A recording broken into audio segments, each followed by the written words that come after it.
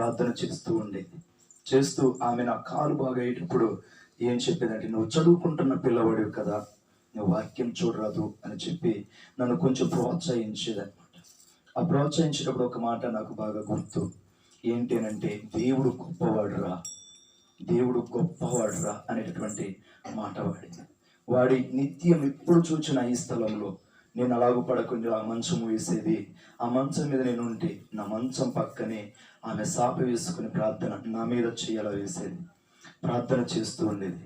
చిన్నోడు బుజ్జిగాడికి బాగోవాలని ప్రార్థన చేస్తూ ఉండేది. ఆ ప్రార్థనలో నాకు ముఖ్యంగా కూర్చున్న తర్వాత మరొక మాట చెప్పేది. ఏంటి అని అంటే, ఇదిగో చూడు రేడియోలో వాక్యం వస్తుంది అని అంటే ఆర్ఆర్కే మూర్తి గారు ఆ టైంలో వాక్యం చెప్తూ ఉండేవారు. అందులో అపోస్తుల కార్యముల గ్రంథంలో 2వ అధ్యాయం గురించి మాట్లాడు నాకు బాగా గుర్తు ఆ మాట. అందులో ఆయన చెప్తూ ఒక మాట చెప్పారు. ఆత్మశక్తి చేత నింపబడిన రీతిని ఆయన బోధిస్తూ, అంటే వచనం టు వచనం తెలియజేస్తూ ఉండేవారు. అది వింటుంటే నాకు ఎలాగుండేదంటే, ఇది ఒక వింతగా అనిపించేది ఈ స్థలంలో. ఆ రోజు నుండి, అనగా నేను ఎక్కువ చెప్పట్లేదు, ఆ రోజు నుండి, ఆ సంవత్సరం నుండి, అది 1993 సంవత్సరంలో అది జరిగింది. నేను 2002లో నేను రక్షణలోనికి వచ్చాను. కానీ అప్పటి నుండి 93 నుండి కూడా అమ్మ నాకు ఒక మాట చెప్తా ఉండేది, దేవుడు గొప్పవాడు. ఇది గుర్తుండేది. కడకు నేను 5వ తరగతి చదివేటప్పుడు అన్నయ్య అమ్మ నన్ను చర్చి మందిరానికి తీసుకెళ్ళిన తర్వాత మందిరంలో నేను విన్నటువంటి మాట ఏంటంటే, షడ్రక్ మెషక్ అబేద్నెగో యాతలకుంట మందిరంలో నేను చిన్నవాడినిగా ఉండి విన్నటువంటి మాట, షడ్రక్ మెషక్ అబేద్నెగో. వారిని గురించి ఆ రోజు నతనీయులు పాస్టర్ గారు మాట్లాడుతుంటే నాకు చాలా అద్భుతంగా అనిపించింది. నాకు చిన్న వయసులోనే ఆ రోజు సండే స్కూల్కి తీసుకెళ్లారు. అప్పుడు అన్నయ్య డేవిడ్ గారు సహోదరులు ఆ రోజు సండే స్కూల్ టీచర్ అప్పుడు పని చేస్తూ ఉండేవారు. ఆ గదిలోనికి తీసుకెళ్తే, ఎవరి గది నాకు తెలియదు, కానీ అక్కడికి తీసుకెళ్ళిన తర్వాత దావీదు గారి గురించి కథ చెప్పా సండే స్కూల్లో. ఆ కథ విన్న తర్వాత నాకు ఇంకా చాలా ఎక్సైట్మెంట్ ఇచ్చేసేసింది. నేను ఇక ప్రార్థనకి వెళ్ళాలని సంతోషం ఎక్కువైపోయేది. అన్నయ్యలు చూస్తే చాలా బాగా పాట పాడేవారు, ప్రార్థన చేసేవారు, ఎప్పుడు చూసినా దేవుని వైపు వెళ్తూ ఉండేవారు. దానికోసము అమ్మ మా ఇంట్లో నాన్నతో వాదించడానికి కూడా వెనకడుగు వేసేది కాదు. మా నాన్న అంత అధికారి, పెద్ద పూజారి, దేవుళ్ళకి మొదట నెంబర్ అన్నమాట. మా కుటుంబంలో ఎవరేమీ చేసినా కానీ ఆయన ఉంటేనే చేస్తారు, లేకపోతే ఏమి చేయరు. అంతటి ముఖ్యమైనటువంటి వ్యక్తి కుటుంబంలో. ఆయన ఏదంటే అదే, వేరే ఏమీ జరగదు మా యొక్క కారముల కుటుంబంలో. అలాంటి బలమైన వ్యక్తి, అతనితో కూడా వాదన పెట్టుకునేదమ్మ. ఎందుకంటే ఆమెకు ఉండేటటువంటి శక్తి ఏమిటంటే, ఈ లోక శక్తి కాదు, ఆమెలో ఉండేది దైవ శక్తి. ఆ శక్తిని బట్టి అమ్మ మాట్లాడుతుంటే దేవునికి మహిమ కలుగును గాక. ఆమె మాట్లాడుతుంటే నాకు చాలా ప్రత్యేకంగా ఉండేది. అమ్మ అంటే చాలా ఇష్టంగా ఉండేది. ఆ యొక్క ప్రేమ అలాగూ నాకు 93 నుంచి అలాగూ అమ్మ మీద ప్రేమ. అన్నయ్యలు అంటే ఇష్టం. మరి ఏం చెప్పినా అన్నయ్యలు చెప్పారు, అది నిజం. ఎందుకంటే దేవుని వైపు చూసి, మనుషుల వైపు చూసి కాదు, కానీ వారి ప్రవర్తన నాకు నచ్చేది, ఇష్టంగా ఉండేది. అది పెద్దనే కావచ్చు, చిన్ననే కావచ్చు. వారిని నేను అభిమానించాను. కానీ కొన్ని రోజులైన తర్వాత నేను ఎప్పుడైతే దేవుని ఎదురుకు వచ్చానో వారి ప్రవర్తన బాగలేదు, నాకు నచ్చలేదు. నేను దేవుని వైపు నేను చూస్తుంటే వారి ప్రవర్తన లోకానుసారంగా ఉంది. అయ్యో ఇది కాదు కదా. దేవుని చూడవలసిన సమయంలో దేవుని చూడకుండా లోకాన్ని చూస్తున్నారు. నేను లోకాన్ని చూసేటప్పుడు నాకు దేవుని గురించి తెలియజేసినటువంటి ఈ కుటుంబము ఇప్పుడు ఏమైంది అంటే, లోకాన్ని చూస్తుందని బాధ. నేను చాలా పర్యాయాలు బాధపడేవాడిని, హెచ్చరించాను, ఎక్కువ మాట్లాడేవాడిని కదా. అప్పటి నుంచి నేను రక్షణలోకి వచ్చాక ఈ కుటుంబంలోనికి, అనగా ఈ గృహంలోనికి రావడం చాలా తక్కువ. నేను రక్షణలోనికి వచ్చినప్పుడు ఈ కుటుంబంలోనికి రావడం చాలా తక్కువ అనమాట.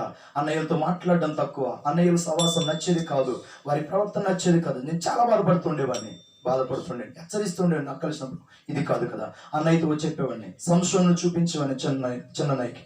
సంశోను చూడు ఎలా పడిపోయారు, నువ్వు అలా పడిపోయావు అని పదే హెచ్చరించేవాడు. ఎందుకు తెలుసా, నేనేమో రక్షణ పొంది నేను మందిరంలోకి వెళ్తుంటే అన్నయ్య సినిమాకి వెళ్ళిపోయేవాడు.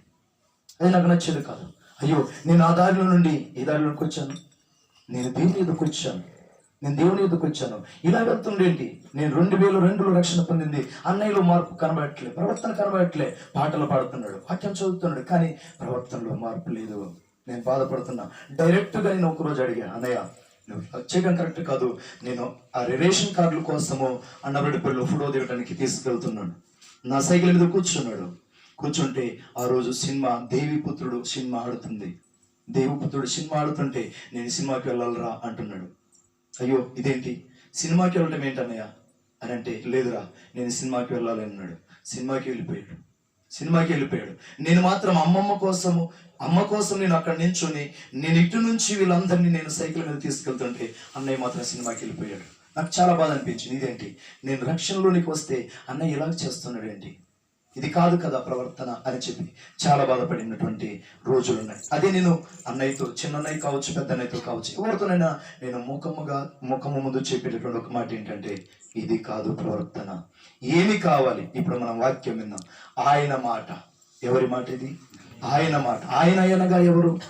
మనమందరం ఎరిగినటువంటి వారమే. ఆయన మహాకాశములు పట్టాచాలని దేవాది దేవుడు. ఆయన మాటలాడిన తర్వాత ఆ మాట ద్వారానే సమస్తమును కలగ చేశారు. ఆయన మాటకు ఏమైనా లోబడకుండా ఉందంటే ఏది లోబడకుండా ఉంది? ఏది కూడా లేదు. ఇది అది అని మనం చూపించడానికి వచనం ఏది కూడా లేనే లేదు. సమస్తము ఆయన మాటకు లోబడింది. దానికి కారణం ఏంటంటే సర్వశక్తిమంతుడైన దేవుడు అబ్రహాము గారితో మాట్లాడారు కదా, నేను సర్వశక్తి కలిగిన దేవుడును, నా సన్నిధిలో నిందారహితుడవై నడుము అని చెప్పేసి అన్నారు.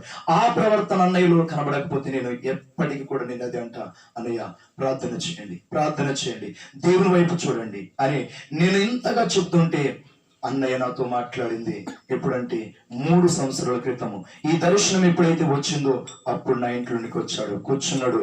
తమ్ముడు ఇలాగ వచ్చింది, ఫోన్ చేశాడు, మాట్లాడాడు. అయితే జాగ్రత్త, దేవుడు చెప్పారు, అది ఖచ్చితంగా జరుగుతుంది. నువ్వు సరి చేసుకోకపోతే నువ్వు చాలా ప్రమాదంలో పడిపోతావు అని అంటే, ఈ గతించినటువంటి నెలలో మా ఇంట్లో కూర్చొని చెప్పుచున్న మాట ఏంటి అని అంటే, ఈ బాధ నాకెందుకు వచ్చిందంటే నన్ను సరిచేయడానికి ఈ బాధ నాకు కలిగింది అని తనకు తాను తెలుసుకోవడం బట్టి దేవుడు సంతోషిస్తుంటారు. అందుని బట్టి మేము ఆ రోజు గృహంలో ప్రార్థించాము, స్తుతించాము. అన్నయ్య జాగ్రత్త, ఇప్పుడైనా పర్వాలేదు, జాగ్రత్త, సరి చేసుకొని ప్రవర్తన. సరి చేసుకోకపోతే మనం ఏమవుతామంటే మరొక ఇస్కరియోతు అవుతాం, సరి చేయకపోతే మరొక గెహాజీ వలె అవుతాము. ఇది జాగ్రత్త, ఇది ఖచ్చితము సుమి అని చెప్పి ప్రేమపూర్వకముగానే హెచ్చరించేటటువంటి మాటలు ఇప్పటికి కూడా అన్నమాట. ఇప్పటికి కూడా మారాడు అనే సంతోషం కాదు, కానీ బైబిల్ ఏం చెప్తుందంటే, నిలబడ్డవాడు పడిపోకుండా చూచుకొనవలను. నిలబడ్డాను అనుకోకూడదు, కానీ పడిపోకుండా చూచుకోవాలట. నిలబడ్డాను అనుకుంటే పేతురు గారు ఏమయ్యారు? నేను నీళ్ళ మీద నడుస్తున్నాను అనుకున్నారు, కడకేమైపోయారు, మునిగిపోతుంటే మరలా ప్రభు వచ్చి సహాయం చేయవలసిన అవసరం ఏర్పడింది. అది నేను సహోదరునికి ప్రేమపూర్వకంగా తెలియజేసేటటువంటి మాటలు. అందుకని దేవుని ప్రియులరా, మనం ఆలోచన చేసేటప్పుడు ఒక్క మాట గుర్తు చేస్తున్నాను. ఆయన పాదాల యొద్ద కూర్చున్నటువంటి, ఆయన మాటకు లోబడినటువంటి వ్యక్తులు ఎందరో ఉన్నారు. కానీ సంఖ్యాకాండములో 24వ అధ్యాయంలో బిలాము గారు మాట్లాడుతున్నటువంటి ఒక మాట, మహోన్నతుని విద్య అని చెప్పి అక్కడ మాట్లాడుతున్నారు. కనులు తెరిచిన వారికి వచ్చినటువంటి దేవోక్తి. అయ్యో, ఆయన దర్శనం చూస్తూ ఆయన మాట్లాడుతున్న మాట మహోన్నతుని విద్య. అది ఎక్కడ దొరుకుతుంది? ఈ లోక విద్య కాదు, ఈ లోక సవాసంలో దొరికేది కాదు, ఈ లోకపు మాటల్లో దొరికేది కాదు, ఓ తల్లి ఇచ్చేది కాదు, ఓ తండ్రి ఇచ్చేది కానే కాదు, ఓ రక్త సంబంధిగా ఉన్నటువంటి అన్నదమ్ములు అక్క చెల్లెలు ఇచ్చేది కానే కాదు. ఈ విద్య ఎక్కడ దొరికేది అని అంటే, ఎక్కడ ఈ లోకములో వెతికినా దొరికేది కానే కాదు. అది ఎక్కడ నేర్చుకున్నారు? ఆయన మోయాబీ అయి ఉండి కూడా ఆయన ఏర్పాటు జనాంగము కొరకు మాట్లాడుతున్నటువంటి మాటలు. నేను ఏర్పాటు చేసుకున్నటువంటి నా ప్రజలు వారిని వెంట మాత్రం శపించవద్దు అని ప్రతి దినము కూడా దేవుడు ఏం చేస్తూ వచ్చారు అని అంటే, బిలాముతో మాట్లాడుతూనే వచ్చారు. బాలాకు రాజు చూపించినటువంటి లోకాశను ఆయన అంగీకరించవలసినటువంటి పరిస్థితి అక్కడ ఉంది. కానీ దానిని తీసుకున్నా కానీ ఏం చేయవలసి వచ్చిందంటే, యెహోవా ఆశీర్వదించును, దాన్ని నేను మార్చడానికి నాకు అధికారం లేనే లేదు. దేవునికి మహిమ కలుగును గాక.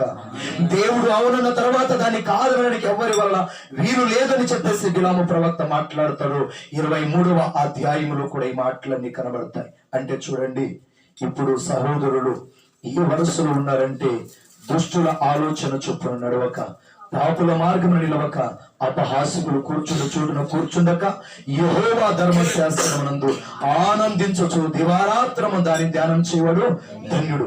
ఇప్పుడు ఏమిటి అనంటే, ధ్యానములో ఉండగా జ్ఞానము వస్తుంది అని చెప్పి జ్ఞాని అయిన సొలొమోను గారి ద్వారా సామెతల గ్రంథములో మనము తెలుసుకొనవచ్చు. అంటే ఏ ధ్యానము అనంటే వాక్య ధ్యానము. ఆ వాక్య ధ్యానములో ఉండగా మనకేమవుతుందంటే జ్ఞానం అబ్బుతుంది. ఈ లోక జ్ఞానము దేవునికి వెర్రితనము, కానీ ఇదిగో దైవ జ్ఞానం అయితే ఎలాగో నిలబెడుతుందో తెలుసా? శరసాలలో ఉన్నటువంటి యోసేపును ఏం చేసింది? ప్రధానమంత్రిని చేసింది. అయ్యో, శరసాలలో మగ్గిపోవలసినటువంటి పరిస్థితిలో ఉన్నటువంటి వ్యక్తిని అంతలోనికి తీసుకుని వస్తే మరి మనల్ని దేవుడు నడిపించడా?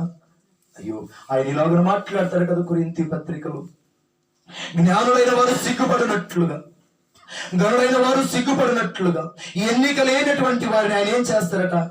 సింహాసనం మీదకి ఆయన తీసుకుని వస్తారని చెప్పినటువంటి మాట. ఈరోజు సహోదరుని విషయంలో మనకు అది గుర్తు చేసుకుని వచ్చున్నాం. ఏమిటి అని అంటే, ఈరోజు జ్ఞానులు అనేకులు ఉండవచ్చు, అనేకులు విద్యావేత్తలు ఉండవచ్చు, కానీ మహోన్నతుని విద్యను తెలుసుకుని పరిచర్య చేసేటటువంటి వారు చాలా తక్కువ. కోత విస్తారము, పనివారు కొదువ. ఎందుకు ఈ మాట వాడారు? ఎందుకు మీ మాట వాడారంటే, మొదటి మాటలు మనం విన్నాం, ఆయన చెప్పినట్లుగా చేయడం చాలా తక్కువ, చాలా తక్కువ. నేను ఒక చిన్న మాటను గుర్తు చేస్తాను. మా సహోదరునికి కొంచెం బాధ అవ్వచ్చు. ఓ చిన్ని సంభాషణ మా ఇద్దరికి జరిగినప్పుడు నేను చెప్పిన మాట ఏంటో తెలుసా? నువ్వు ఆపింది 6 లక్షలు, నాకు దేవుడిచ్చింది 8 లక్షలు. నువ్వు ఆపింది 6 లక్షలు, నాకు దేవుడిచ్చింది 8 లక్షలు. కానీ నా దేవుడు నన్ను ఎక్కడా తలదించుకున్నట్లుగా చేయలేదు. నీ వలన నాకు దేవుడు ఆ యొక్క అపవాది నీ రూపముగా నాకేమైనా ఆటంకము తీసుకొచ్చిందేమో, కానీ దేవుడు మాత్రం నన్ను ఆపలేదు అని నా సహోదరునితో నేను వాదించినటువంటి వాదన. ఇది ఎందుకు గుర్తు చేస్తున్నానంటే, దేవుడు నమ్మతగినవాడు. దేవుడు మనల్ని సిగ్గు పడనీయరు. ఈ రోజు బలహీనుడే సహోదరుడు, కానీ మహోన్నతుని యొద్ద చేరినప్పుడు ఆయన బలవంతుడు. ఎఫెసీయులకు రాసిన పత్రిక 6వ అధ్యాయం 10వ వచనంలో రాయబడినటువంటి మాట ఏంటంటే, తుదకు ప్రభు యొక్క మహాశక్తిని బట్టి ఆయన యందు బలవంతులైయుండుడి. ఎవరి యందు బలవంతులు? ఈ రోజు బలహీనుడు, ఈ రోజు ఏకాకి, ఏమీ లేకపోవచ్చు, కానీ ఆయన పక్షముగా ఎవరున్నారు? అయ్యో, మహాకాశములు పట్టజాలని దేవాది దేవుడు నిలబడిన తర్వాత ఎలా కనబడతారు? ఇందాక ప్రార్థనలో చేస్తున్నారు సహోదరులు, ఏమనంటే, వారిలో ఒంటరి అయిన వాడు 1000 మంది అగును. 1000 మంది అగును. అవును, నిజమే. మన వాక్య గ్రంథంలో చూస్తే హిజ్కియా అనేటటువంటి భక్తుని మీరు గమనించినట్లయితే, ఆయన రాజుగా ఉన్న సమయంలో అస్సూరు రాజు ఇశ్రాయేలు మీదకి దండెత్తినప్పుడు ఆయన ప్రార్థన చేస్తున్నాడు.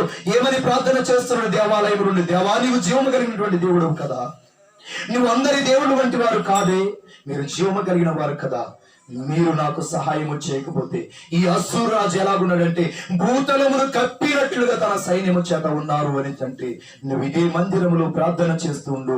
ఇదిగో నేను ఎలా చేస్తానంటే, అస్సూరు రాజు అతని సైన్యాన్ని నేనేం చేస్తానంటే అది నేను చూసుకుంటా, అది నీ పని కానే కాదని ఆ రాత్రికి రాజే ఆ 185,000 మందిని అతను మార్చడానికి ఒక్క దేవదూతను పంపించి దేవుడు ఏం చేశారంటే, అస్సూరు రాజు సైన్యం అంతటినీ కూడా చంపించినటువంటి గొప్ప భక్తుడు, గొప్ప భాగ్యము దేవుని కాదా?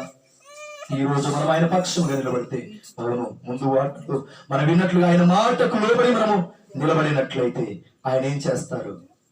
ఆయన ఏం చేస్తారు అని అంటే, ఆయన మన పక్షముగా నిలబడతారు. ఇలాగున్న భక్తులు తెలియచేశారు, తెగ నరుకున్నది నీలో ఉన్నది లెమ్ము వాడుము సూర్యుని వలె. ఏముంది తెగ నరికేది? వాక్యము. 2 అంచుల వాడైనా ఖడ్గము వాక్యము.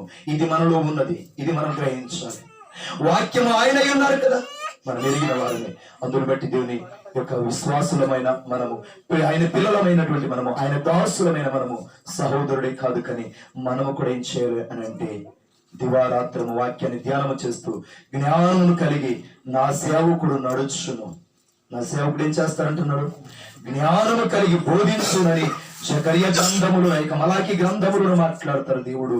అదే మాటలు నా సేవకుడు వివేకము కలిగి ప్రవర్తించునని చెప్పి యెషయా గ్రంథములను 52వ అధ్యాయంలో 14వ వచనంలో దేవుడు తెలియచేస్తున్నటువంటి మాటలు. వివేకము కలిగి నడవాలి ఈ లోకములో. ఎందుకు అనంటే, ఈ లోకము ఎక్కువ పంచుకుంటుంటారంటే, దేవుడు నాకు ఇచ్చిన పని నేను ఖచ్చితంగా చేయాలి, నేను ఖచ్చితంగా చేయాలని ఆశపడుతూ ఉంటే నేను దాన్ని ఏం చేస్తుంటా? సపోర్ట్ చేస్తుంటా. ఏమని అంటే, నువ్వు సిద్ధపడు, దేవుడు ఖచ్చితంగా బలపరుస్తుంటారు అని నేను తెలియజేసేది. ఈ రోజు మనము గుర్తు చేసేటటువంటి మాట ఏంటంటే, సహోదరునికి మహోన్నతుని విద్యని నేర్చుకోవాలి. అది ఎక్కడ దొరకదు. ఇప్పటి వరకు ఉపవాస ప్రార్థనలు బాగా గడుపుతున్నారు, చాలా సంతోషిస్తూ ఉంటాను నేను. అది చాలా సంతోషం. ఎందుకంటే ప్రభువారు మాట్లాడారు, సామాన్యమైన ప్రార్థన వల్ల కాదు, కానీ ఇది ఉపవాస ప్రార్థన వలనే ఇలాంటివి జరుగును అని చెప్పి ప్రభువారు చెవిటి మూగ దయ్యము పట్టినటువంటి వ్యక్తి విషయంలో మాట్లాడిన మాట అది సహోదరుడు చేస్తున్నారు. అదే కాదు కానీ, అంత మాత్రమే కాదు కానీ, ముందు మార్గాన్ని కూడా దేవుడు తన దాసులకు అబ్రహాముతో మాట్లాడతారు. ఏమనంటే, నేను చేయబోయే కార్యమును నా సేవకుడైన నీకు దాచుదనా అని చెప్పి 19వ అధ్యాయం లేక 18వ అధ్యాయంలో దేవుడు 17వ వచనంలో మాట్లాడినటువంటి మాట కనబడుతుంది. ఆయన ఏది దాచడు, ఎవరికి దాచడు? తనకిష్టులైన వారికి ఏది దాచడు. కానీ ఆయన ఎవరికి దాచుతారు అని అంటే, కష్టమైన వారికి దాచి పెడతారు. అనగా ఆయనకి ఇష్టముగా లేనటువంటి వారికి దాచి పెడతారు. మాట్లాడతాడా? మాట్లాడడు. అయితే ఒక్క మాట గుర్తు చేస్తున్నాను ఆఖరిగా, ఈ స్థలములో ఎన్నో ప్రార్థనలు, ఈ స్థలంలో తల్లి చేసిన ప్రార్థనలు ఎన్నో ఉన్నవి. వాటి ప్రతిఫలమే ఏమిటి అని అనుకుంటాను అని అంటే, ఈ రోజు ఈ స్థలంలో కూడుకోవటానికి, బహిరంగముగా కూడుకోవటానికి దేవుడు సిద్ధపరిచారు. జగత్తు పునాది వేయబడక మునిపే ప్రేమ చేత క్రీస్తులో ఆయన ఏర్పాటు చేసుకున్నారు కనుకనే ఈ స్థలంలో ఈ కార్యక్రమం జరగటానికి దేవుడు కృప చూపిన వారని చెప్పి నేను సంతోషిస్తున్నాను. దేవునికి మహిమ కలుగును గాక. అయితే ఆఖరిగా ఒక మాటను, ఆ యొక్క చరణమును పాడుతున్నాను. ఆ చరణం ఏమిటంటే, క్రైస్తవుండ కదలి రామయ్య కలుషా